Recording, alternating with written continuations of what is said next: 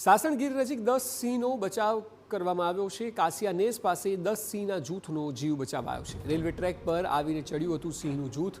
પાયલટે તાત્કાલિક emergency break લગાવીને train રોકી। આ ઘટના કિલોમીટર નંબર 170/3 થી 170/1 વચ્ચે બની હતી। જૂનાગઢ મુખ્યાલયના લોકો પાયલટ સહાયક loco pilot Veraval Junagadh passenger ટ્રેનનું સંચાલન કરી રહ્યા હતા ત્યારે તેમણે અચાનક રેલવે ટ્રેક પર સિંહોનું આખું સમૂહ જોયું। સિંહોને જોતા તેમણે ટ્રેનને સુરક્ષિત રીતે રોકી।